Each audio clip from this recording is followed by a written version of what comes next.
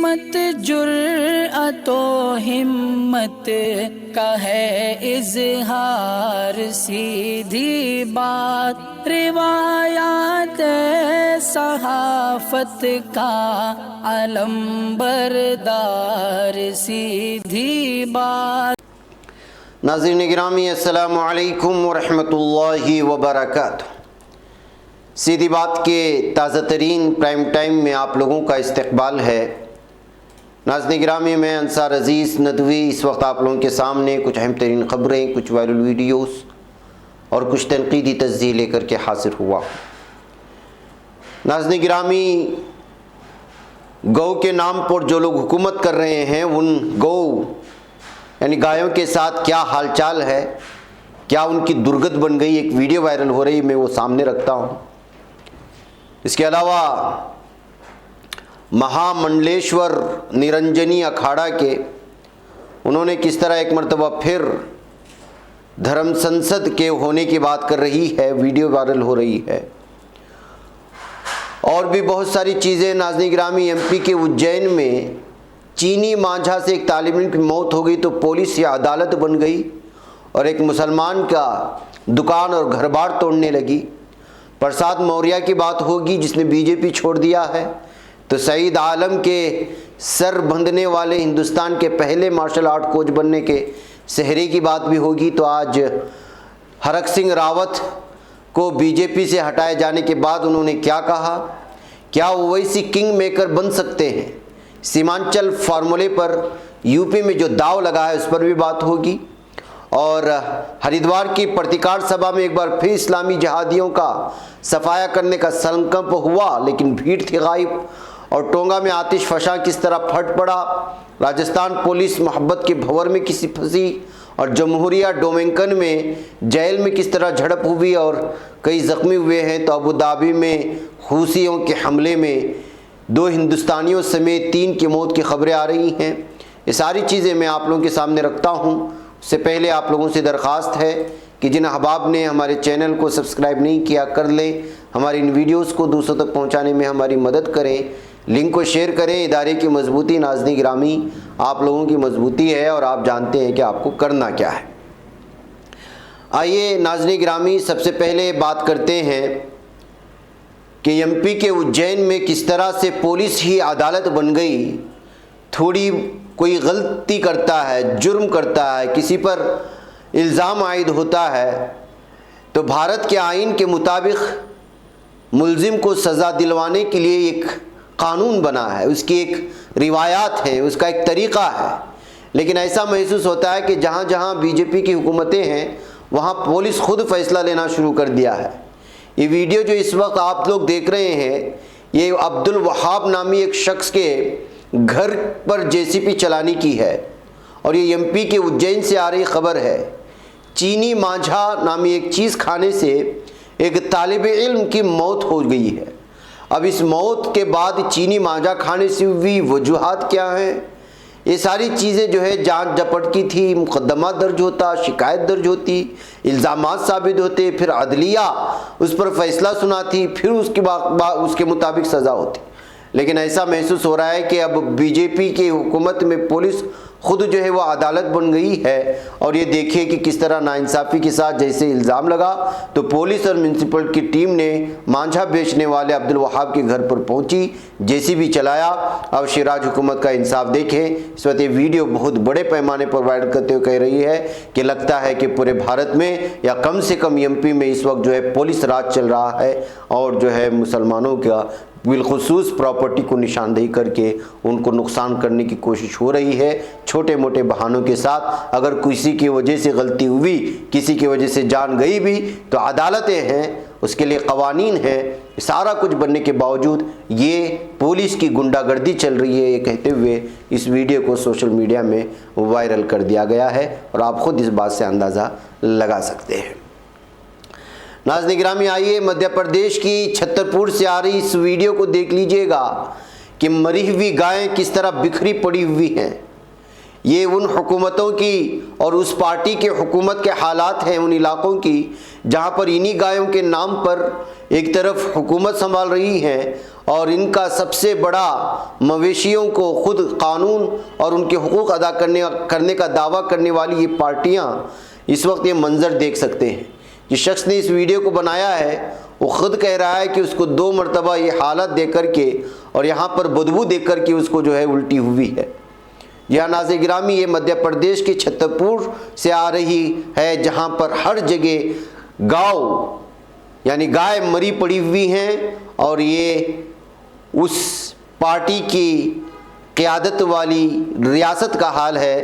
तो आप अंदाज़ा लगाएं, ये वही गायें हैं जिन गायों के नाम पर इंसानों को तकलीफ़ दी गई, मार दिए गए, मॉब लिंचिंग हुई। इन्हीं गायों के नाम पर जो है यूपी में आधार कार्ड बन रहे हैं, शनाख्ती कार्ड बन रहे हैं, उनके हुकूक बन रहे हैं, बहुत सारी चीज़ें बन रहे हैं। और ज़मीनी सतह पर क्या हालत है तो ये अंदाज़ा लगाएं। ये तो वो तस्वीरें हैं जो कभी निकल कर के सामने आती हैं, तो फिर पूरे भारत में बने हुए गौशालाओं में गायों की क्या हालत है आप खुद अंदाज़ा लगाएं। ये कहते हुए इस वीडियो को जो है इस वक्त शेयर किया गया है, थोड़ा आवाज़ के साथ सुने, उसके बाद फिर आपको पता चलेगा। देखिए गाय ऐसे पड़ी हुई है छतरपुर में, हे भगवान, मैं कुछ बोल नहीं पा रहा हूँ दोस्तों। बहुत ही दुखद दृश्य, मुझे वॉमिटिंग 2 बार हो चुकी है यहाँ पे, लेकिन मैंने आज निर्णय ले लिया था, आज ये वीडियो में बना करके।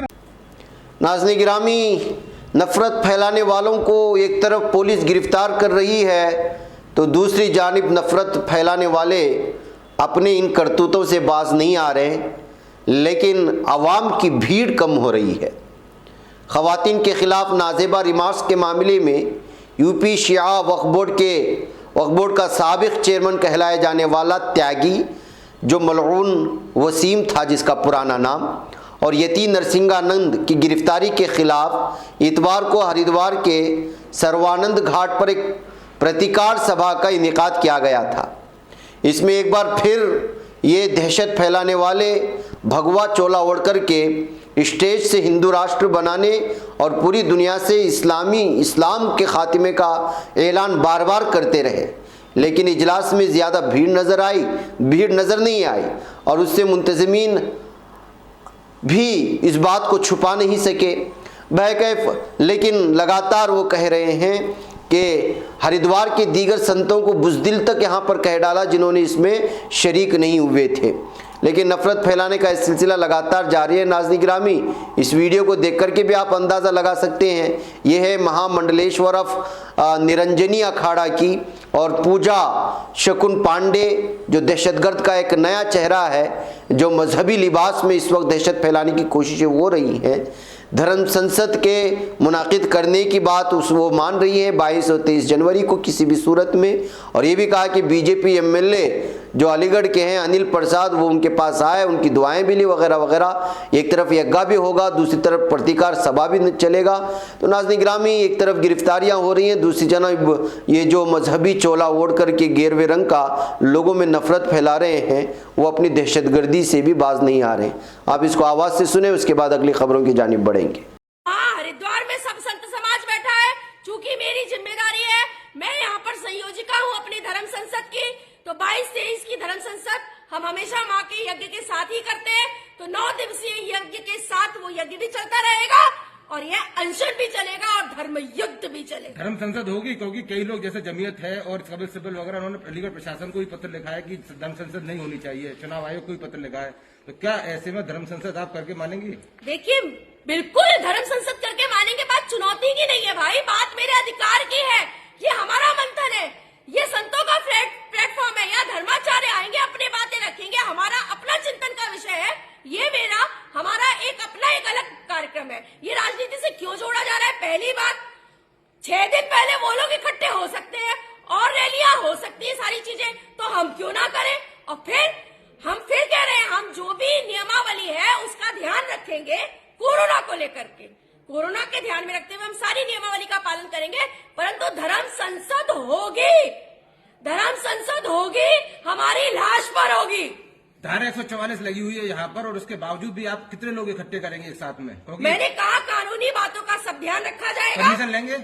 परमिशन की क्या परमिशन, बिल्कुल जो है जहाँ आवश्यकता बिल्कुल ली जाएगी, लेकिन अब चाहे हमारी लाश पर हो, उन लोगों के लिए मैं ये बात कर रही हूँ जो लोग हमारे हौसलों को काटना चाहते हैं या बंद करना चाहते हैं। हम लोग नैतिक तरीके से, हम लोग भी जानते हैं, हम सनातनी सबसे ज्यादा अच्छे से जानते हैं कि कानून क्या है और संविधान क्या है। लेकिन ये पक्षपाती जो रवैया है ना, इसलिए ये धर्म संसदें हो रही है। बार बार बड़ी बेसिक सी बात कह रही हूँ कि एक आदमी को आप बोलने देते हैं और दूसरे आदमी को आप जेल में डाल देते हैं सत्य बोलने पर, तो ये गलत है ना। तो ये तो भारतीय जनता पार्टी की सरकार थी, वहां पर भी आप राजनीति से क्यों जोड़ रहे हैं? ये नहीं तो क्या भारतीय जनता पार्टी ने अंदर थोड़ी करा दिया? पुलिस प्रशासन ने अंदर किया है, कानून ने अंदर किया है। 153 में और 298 में आप खुद बताइए कि इस समय कोरोना काल में तो और स्पेशल गाइडलाइंस है कि 7 साल से नीचे की धाराओं में जेल ना भेजा जाए। ठीक है, ऐसा कितना बड़ा अपराधी हो गया भाई जितेंद्र नारायण सिंह त्यागी, वो अपराधी। नाज़रीन गिरामी, लगता है कि यूपी में लगातार लीडरान बीजेपी को बाय बाय कह रहे हैं। प्रसाद मौर्य के बाद तो लगता है कि एक सिलसिला चल निकला है। जी हाँ, प्रसाद मौर्य के बीजेपी छोड़कर के एसपी में शामिल होने के साथ ही उनकी बेटी बिदायून से, जो कि बीजेपी सांसद है, संघमित्रा मौर्य, उसने भी बीजेपी छोड़ दिया है और खबरें आ रही हैं कि वो भी अनकरीब एसपी में शामिल होने वाली हैं। और उन्होंने भी इस वक्त वही बात कही कि जो है सबका साथ सबका विकास जो बीजेपी कहती है वो धोखा है। वो जो है पूरी तरह से ओबीसी लीडरों को पीछे करने की कोशिश कर रही है, उनके हुकूक को मारा जा रहा है। तो जाहिर सी बात है कि जिनके वालिद ने बीजेपी छोड़ दिया है, उनकी बेटी किस तरह रह सकती थी, अब वो भी छोड़ने के बाद एक मरतबा फिर सुर्खियों में आई है। नाज़रीन गिरामी, उधर बीजेपी पर हरक सिंह रावत ने हमला कर दिया है, जिनको बीजेपी ने बगैर किसी नोटिस के निकाल बाहर कर दिया था। जी हाँ, उत्तराखंड हुकूमत में काबीना वजीर और बीजेपी एमएलए हरक सिंह रावत की बरतरफी के बाद उनका पहला रद्द-ए-अमल सामने आया और उन्होंने कहा कि सोशल मीडिया पर चलने वाली मनगढ़ंत खबर की बुनियाद पर इतना बड़ा फैसला लिया, जबकि मेरे सबसे अच्छे ताल्लुकात थे, लेकिन उन्होंने मुझसे बात के बगैर इतना बड़ा फैसला लिया। मेरे ख्याल में विनाशकाली विपरीत बुद्धि, उन्होंने कहा। बीजेपी पर हमला करते हुए हरक सिंह रावत ने कहा कि अगर मैं बीजेपी में शामिल ना हुआ होता तो 4 साल पहले ही बीजेपी छोड़ देता। मुझे किसी वजारती ओहदे से कोई दिलचस्पी नहीं, मैं सिर्फ काम करना चाहता था। मैं अब कांग्रेस पार्टी से बात करूंगा। उत्तराखंड में कांग्रेस की हुकूमत मुकम्मल अक्सरियत के साथ आने वाली है। ख्याल किया जा रहा था कि वो कांग्रेस में वापस आएंगे, अब उन्होंने उसके इशारे भी दे दिए हैं। तो नाज़रीन गिरामी, हरक सिंह रावत ने मीडिया से बात करते हुए भी कहा कि बीजेपी हुकूमत में काबीना वजीर था, वो एक सीनियर लीडर थे, पार्टी में हमारे हर एक से ज़ाती ताल्लुकात थे। अमित शाह, जेपी नड्डा, प्रहलाद जोशी हमारे करीबी ताल्लुकात थे, लेकिन इसके बावजूद बगैर किसी नोटिस के उन्होंने जो है उनको निकाल दिया है। उन्होंने कहा कि जिस दिन मैं ज़बान खोलूँगा उस दिन जो है बहुत बड़ा धमाका होने वाला है। ये कहते हुए उन्होंने जो है बीजेपी को आड़े हाथों लेने वाली बात कही है। इनकी इस बयान से लगता है कि कोई बीजेपी का बड़ा राज है जो बहुत जल्द ही मीडिया के सामने खोलने वाले हैं। नाज़रीन गिरामी, आइए अब बात करते हैं शहर इंदौर के मास्टर सईद आलम की। जी हाँ, मध्य प्रदेश के शहर इंदौर के मास्टर सईद आलम मुल्क के पहले और वाहिद मार्शल आर्ट कोच बन गए हैं। अमेरिका से शाये होने वाले world greatest martial artist magazine ने अपने सफ़े अव्वल पर मास्टर सईद आलम को जगह दी है। मास्टर सईद आलम गुज़िश्ता 36 साल से लड़कियों और ख़वातीन को अपनी दिफा की तरबियत दे चुके हैं। उन्हें अब तक 16 बैनुल-अक़वामी एजाज़ात से नवाजा जा चुका है। अर्जुन अवार्ड याफ्ता कृपा शंकर पटेल ने मास्टर सईद आलम को एक कामयाबी हासिल करने पर मुबारकबादी पेश की है। The world greatest martial artist magazine के एडिटर डॉक्टर तेडगेम बोर्डेला ने जो 85 किताबें लिख चुके हैं, डॉक्टर टेड ने सईद आलम की मार्शल आर्ट्स की ज़िंदगी पर मबनी एक खुसूसी शुमारा शाये किया, जिसमें इन बात का इजहार किया गया है। तो इस तरह सईद आलम को पहले से एजाज़ात मिल रहे थे, इस तरह उनकी ज़िंदगी पर मबनी इस किताब और बहुत सारी चीज़ों के बाद एक बार फिर सुर्खियों में आ गए हैं। नाज़रीन गिरामी, अबू धाबी में ड्रोन हमले से तेल टैंकरों में धमाका होने की खबरें आ रही हैं, जिसमें 2 हिंदुस्तानियों समेत 3 की मौत हो चुकी है। और ये खबर आ रही है कि हूसी बागियों ने ये जिम्मेदारी भी ली है। जी हाँ, मुत्तहिदा अरब इमारात के शहर अबू धाबी में ऑयल कंपनी के डिपो के नज़दीक मुश्तबा ड्रोन हमले में 3 अफराद की मौत और 6 दीगर ज़ख्मी हो गए। यूएई की सरकारी खबर रसा एजेंसी ने पुलिस के हवाले से इत्तलात दी हैं। रिपोर्ट के मुताबिक मरने वालों में 2 हिंदुस्तानी और एक पाकिस्तानी शहरी शामिल हैं। इधर हूसी बागियों ने अबू धाबी में ड्रोन हमले की जिम्मेदारी भी कबूल की। इससे कबल अबू धाबी पुलिस ने कहा था कि हवाई अड्डे के मुजाफात में 3 ऑयल टैंकरों में लगने वाली आग एक मामूली आग ड्रोन धमाके की वजह से हो सकती है। वह नाज़रीन गिरामी, बहुत सारी तस्वीर अलग अलग दावों के साथ शेयर की गई हैं। पुलिस ने ये बताया कि मुत्तहिदा अरब इमारात के दारुल दाम में नए एयरपोर्ट के तामीराती इलाके में एक छोटी सी आग भड़क उठी। इब्तिदाई मालूमात के मुताबिक ड्रोन टकराने के नतीजे में हुआ। बहरकैफ नाज़रीन गिरामी, इस तरह से जो है बड़े मामले को भी दुबई मीडिया बहुत हल्के में पेश करने की कोशिश करता है, लेकिन इस तरह हमले में 3 अफराद की जान जाना और 6 अफराद की ज़ख्मी होना कोई मामूली बात नहीं है। बहरकैफ इस सिलसिले में तहकीक करने और ये बात साफ और वाज़ेह तौर पर भी निकल के सामने आती है कि किस तरह हूसी इस वक्त अरब ममालिक को, बिलखुसूस मुत्तहिदा जो अरब ममालिक के खलीजी ममालिक हैं, उनको निशाना बनाने की कोशिश कर रहे हैं। नाज़रीन, टोंगा से खबर आ रही है कि यहाँ पर एक बार फिर आतिशफ़शां फट पड़ा है। कई किलोमीटर दूर तक इसकी आवाज़ भी सुनाई गई। जी हाँ, बहरुल-काहिल में वाक़ जज़ीरे टोंगा में समंदर के नीचे आतिशफ़शां के फटने से सुनामी की वार्निंग जारी की गई। खबरसां एजेंसी AFP के मुताबिक इतवार को न्यूजीलैंड के वज़ीर-ए-आज़म जेसिंडा आर्डर्न ने कहा है कि बहरुल-काहिल में फटने वाले आतिशफ़शां से पूरे इलाके में सुनामी की लहरें आई हैं और उसने टोंगा के दारुल-हुकूमत को बड़ा नुकसान भी पहुँचाया है। समंदर के नीचे आतिशफ़शां के फटने को पूरी दुनिया में रिकॉर्ड किया गया, जिसके बाद सुनामी की लहरें जापान और अमेरिका के साहिलों तक पहुंची। अमेरिकी वज़ीर ख़ारिजा एंटनी ब्लिंकन ने कहा कि टोंगा के लोगों के लिए बेहद परेशान हैं क्योंकि आतिशफ़शां फटने के बाद मुश्किल से गुजर रहे हैं। उनका मज़ीद ये भी कहना था कि अमेरिका बहरुल-काहिल के अपने पड़ोसियों की मदद को तैयार है। नाज़रीन गिरामी, ये तरफ यह हालात है, दूसरी तरफ जमहूरिया डोमिनिकन में जेल में झड़प होने से 3 अफराद के हलाक होने की खबरें आ रही हैं। जी हाँ, कैरिबियन मुल्क जमहूरिया डोमिनिकन की एक जेल में कैदियों के दरमियान झड़प में 3 अफराद हलाक और 9 ज़ख्मी हो गए। मकामी ज़राए अबलाग के मुताबिक दारुल-हुकूमत सांतो दोमिंगो की जेल ला विक्टोरिया में 2 कैदी ग्रुपों में झड़प हुई थी। झड़प में चाकू और आतिशी असले का इस्तेमाल किया गया। झड़प के नतीजे में 3 अफराद हलाक हुए और 9 ज़ख्मी। कसीर तादाद में सिक्योरिटी अमले को जाए वक़ा पर भेज दिया गया और वाक़े के बारे में तफ्तीश भी शुरू करवा दी गई है। तो नाज़रीन गिरामी, इस तरह जेल में पेश आने वाले इस आपसी झड़प की वजह से कैदियों के मरने की और बहुत बड़ी तादाद की ज़ख्मी होने की खबरें आ रही हैं। कैरिबियन और यहाँ की इस तरह के ममालिक में ये इस वक्त आम सी बात हो गई है। नाज़रीन गिरामी, बहरकैफ मुझे यहाँ पर इजाज़त दें, इंशाल्लाह फिर आप लोगों से मुलाकात होगी। वस्सलामु अलैकुम वरहमतुल्लाहि वबरकातुहू।